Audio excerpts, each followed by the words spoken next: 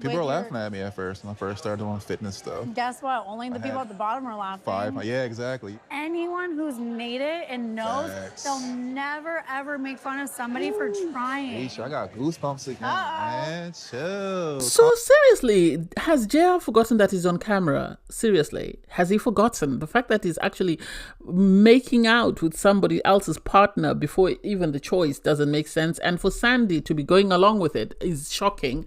And also, if you look up the word gaslighter, you'd find Scotty's face on it. That's the definition of gaslighting.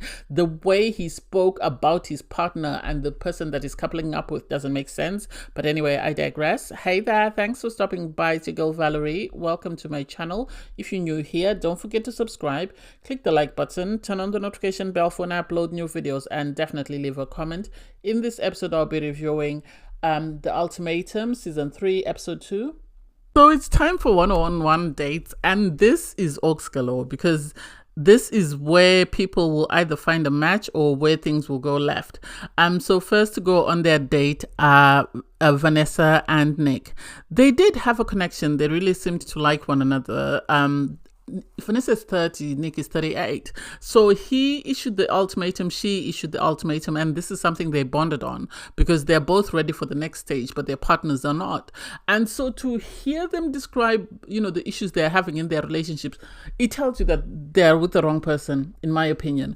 Because you have Vanessa saying she did bodybuilding last year and her partner, doesn't like it, is not supportive of it, she's promised him that she won't do it again. And it's like, how can you do that? How can you ask somebody to stop doing something that they love? What is it about it that he didn't like? Is it the way she was dressed? Is it the shape of her body? What is it? There needs to be a reason why he doesn't like it, not just because he doesn't like it. With Nick, he says his partner doesn't like his quirks, and it's like, so if she doesn't like your quirks, what does she like about you?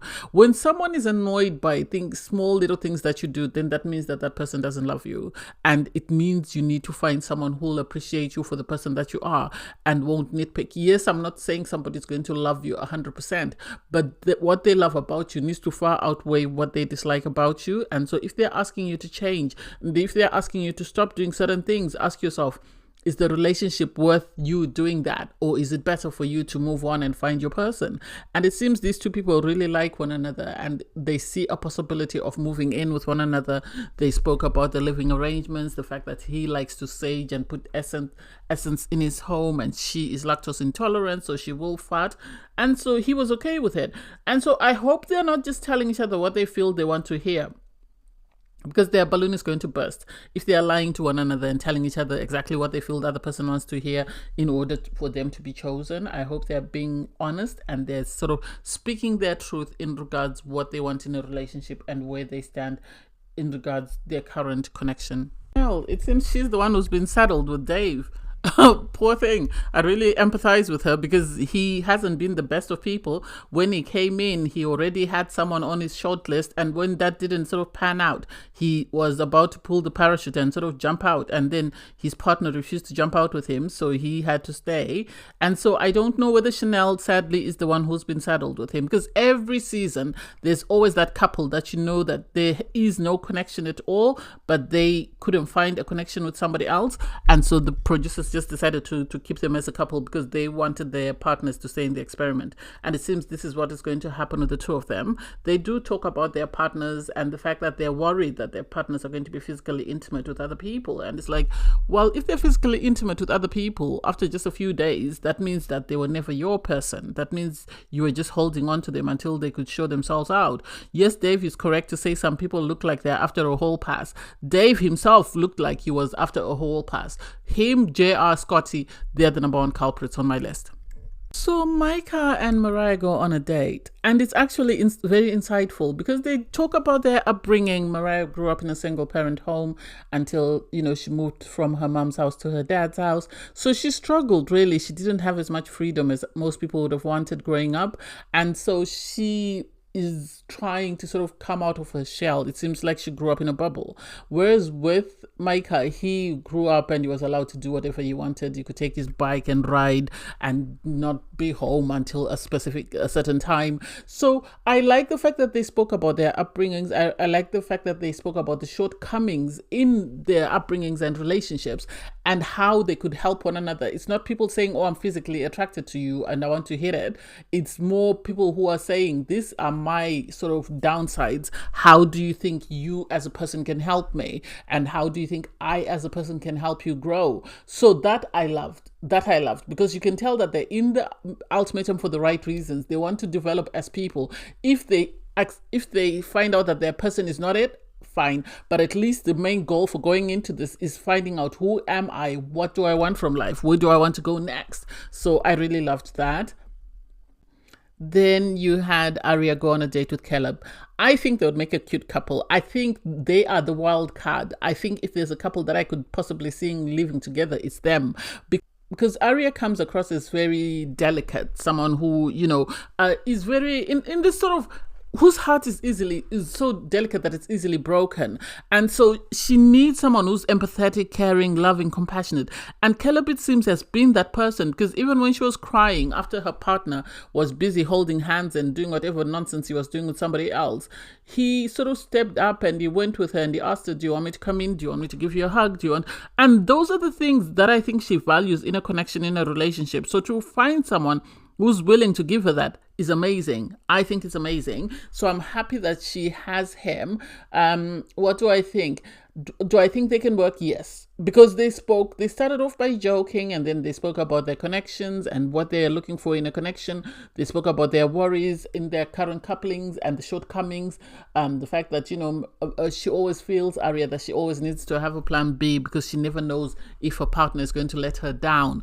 And so that was really nice to see. That was really nice. I really enjoyed that part. So I can't wait to see what else they sort of do, but I can see them being a couple. Someone needs to tell JR and Scotty that the purpose of the ultimatum is to explore connections, to see if your person is the right person or they're not.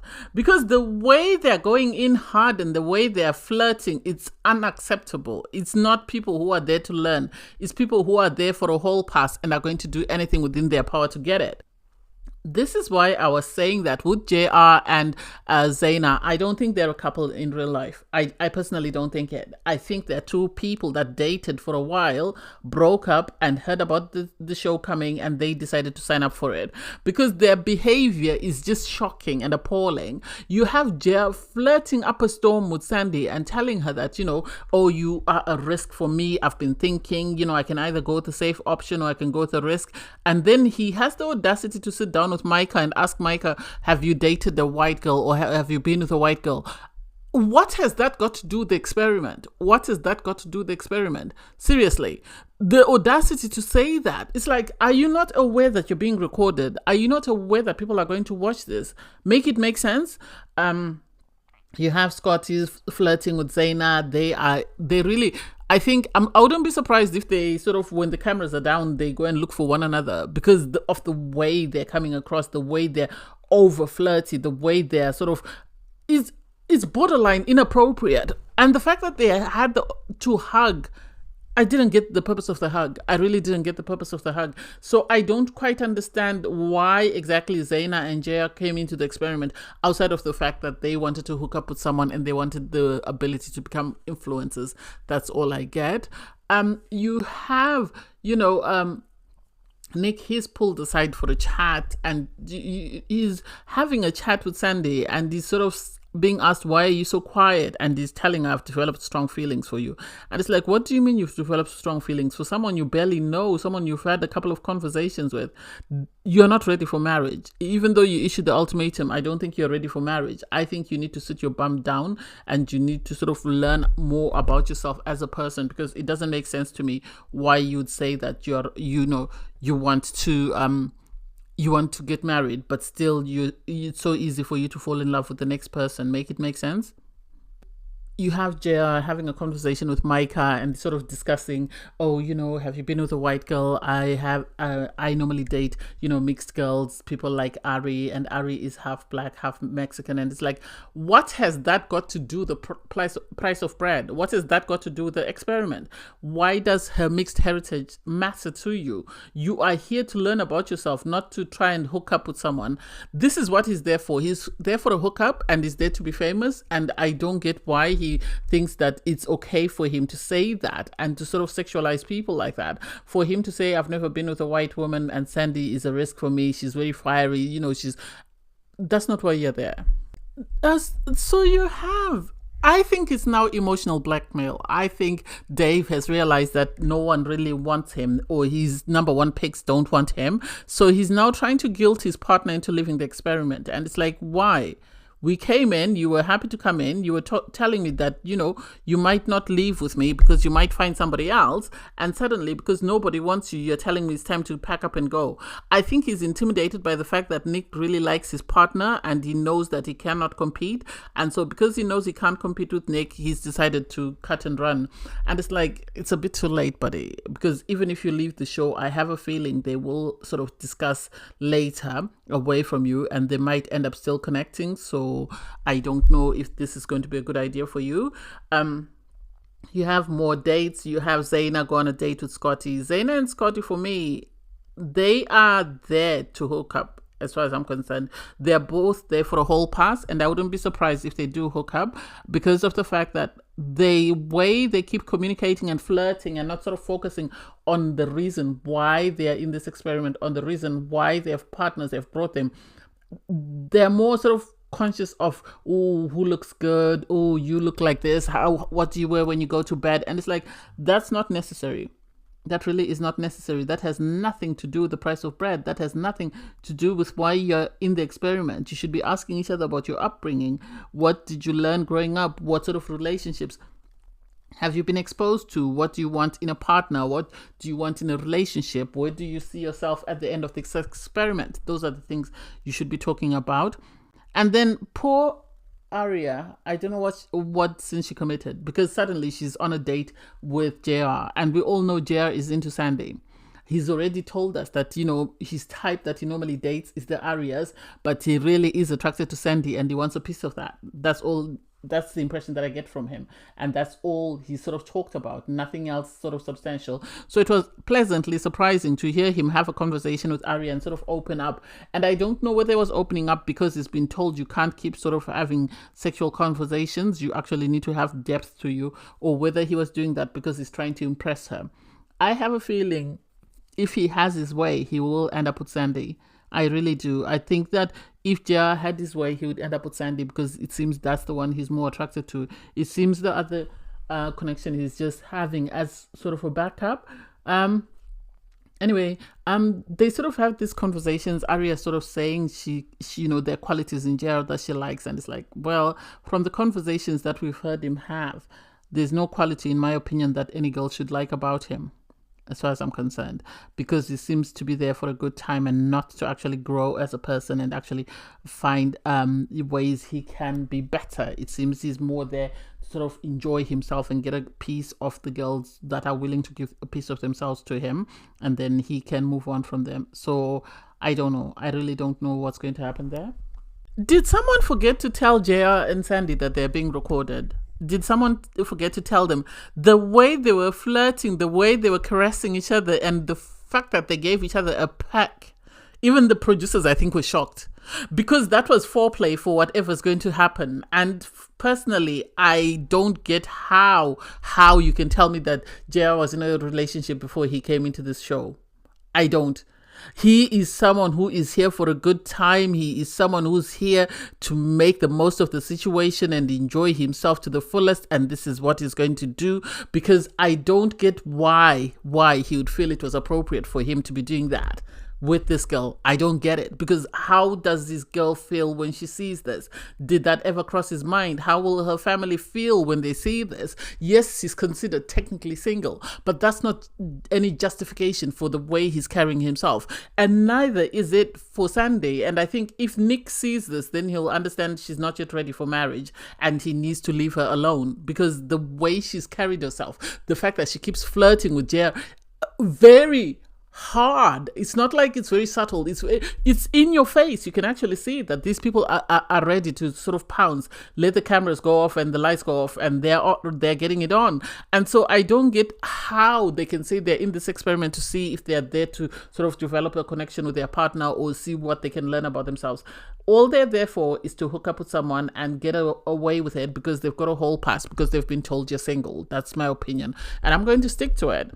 Anyway, you have everybody now come to the table with Nick and Vanessa. It's time for the choice. The first person called up is Scotty, and Scotty has the audacity.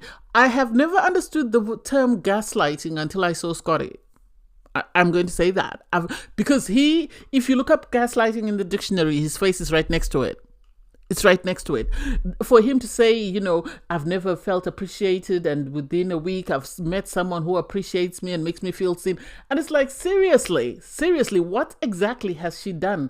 We've all watched you flirt a storm with this girl. We've all watched you touch hands and sort of be caressing each other. And suddenly you're making it seem like she's everything that your partner is not. I don't get it. I really don't get it. And if Arya cannot see this, that this man is for the streets, then I don't get what else she needs to see. I really don't get what else she needs to see, because it's pointless to continue a connection with someone who's disrespectful, and is sort of rubbing his new connection in your face. It's not like it's very subtle. It's right in your face for you to see it. And so for him to sort of say, with all due respect to her partner, any man would be lucky to have her. And it's like, so you mean no man is lucky to have yours then? No man is lucky to have Arya because there are problems with Arya. Make it make sense. I don't get it. You had her stand up, Zaina, and she said positive things. You see me, you treated me in a way that I've never been treated before. And so, I am so happy. This is what I wanted, to find someone who wants the same things as me. Just because the two of you want to get married doesn't mean you're ready for marriage. And sadly, the things that Arya is struggling with are the same things that Zaina is going to start struggling with the moment the mask comes off. Because when that mask comes off, she's going to realize that the devil you know is better than the angel you don't. And that man is no angel. He really is no angel. So they are then asked to choose. Zaina and Scotty choose each other. Is anyone surprised? Let us pretend to be surprised. No, we're not. Because it was so obvious that they were going to choose each other. You have Arya start crying, and it's sad that she's crying, but I think she needs to realize that he's not it for her. She is better off with someone like Caleb. I like Caleb, and I hope she considers coupling up with him. You had Dave give her his hanky because she was crying. It was really cute. Oh my God, Papa! Slap in Dave's face, because you have Mariah stand up next, and she sort of talks about the fact that she really enjoyed her date with Micah. With Micah, they feel like they can learn from one another. They've managed to build a friendship.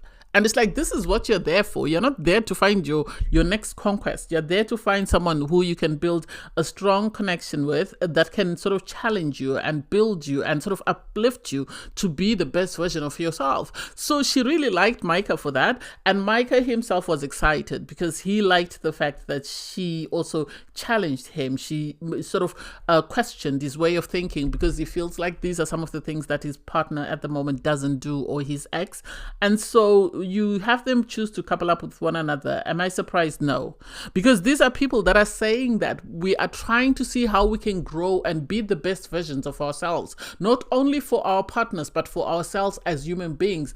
And I loved that. I really loved that. Yes, their partners were sort of shaken, but I loved the fact that there was more to sort of their connection than just, oh, I want I want us to bang. Next up is Chanel. Chanel talks about Dave and how he's managed to make her feel comfortable. Because I don't think with Chanel she came there looking for sexual attraction. She came there looking for growth and development, and she wanted her partner to do the same. And so for her to meet Dave, who was struggling the same way she was struggling, was amazing for her, because she was able to shine a light for him and he was able to sort of provide comfort for her. So she really liked their dates and really enjoyed their time together. Dave reveals that he also enjoyed his time with Chanel, and he really liked their conversations, and so he can't wait, you know, to spend more time with her and see where they can go. And I think they will complement each other very well. They choose each other. Am I surprised? No, because they both, well, Dave has suddenly been humbled. I think he thought it was a get out of jail free card, and then realized that actually not everybody finds him as attractive as he thinks he is. And so because of that, he had to humble himself and sort of look at things differently. And in looking at things differently, he's realized that maybe he does need to spend time with Chanel, and he actually does need to grow and be the best version of himself. So I really love this for him, and I really love this for her as well, and I hope they can make each other be the best version of themselves.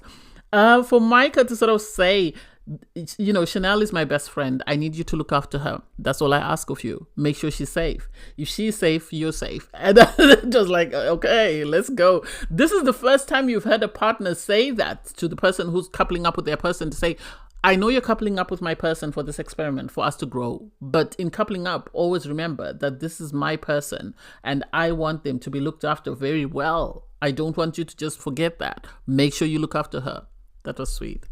Next up is JR. So JR speaks about his upbringing, the fact that he comes from the same humble beginnings as you know, Aria, and so they share that in common. He talks about the fact that, you know, he has had a lot of self-development. He's really enjoyed his conversations with Aria. They share things in common, and they can see her being an amazing wife, and so she's an amazing person. And then he speaks about Sandy. Oh, we have, you know, this strong connection. My thing is physical touch. And it's like, why are you talking about physical touch in front of Nick? He brought her here. Why would you think that's appropriate for you to say? Why? It's like, this is devastating, because there's no need for you to be doing that. There's no need for you to be saying that. And so for you to say that, that's a bit below the belt. You have Sandy talk about how she really enjoyed her time with him. And for me, it now becomes sort of like a sport, a competitive sport, in the sense that you have Sandy and Aria trying to sort of out-talk or outperform each other so that they can win JR. And it's like, he's not the prize. He really is not the prize. He's not there for the right reasons. He's there to sort of look for his next hookup. So if you want to be his next hookup, then go ahead. But otherwise, if you want to grow and learn about yourself and be the best version of yourself, then maybe you need to choose somebody else. Obviously, Nick spoke about the fact that he wasn't happy with this comments. He wasn't happy, and it's understandable that he shouldn't be happy with it, because I don't get why his partner would feel it's okay for her to make the comments that she did. So the cliffhanger is we get to find out in the next episode who JR chooses. What do I think? There's a strong possibility that Aria could end up with Caleb if she doesn't end up with JR. Do I think JR is going to pick her? I don't know. I don't think she'll give him what he wants, which is the physical touch. And so he might end up going for Sandy, if I am to guess. So I can't wait to see what happens in the next episode. Thanks guys for watching. Please don't forget to like, share, comment, and subscribe, and click the link in my video to watch my review from episode 1. Bye guys.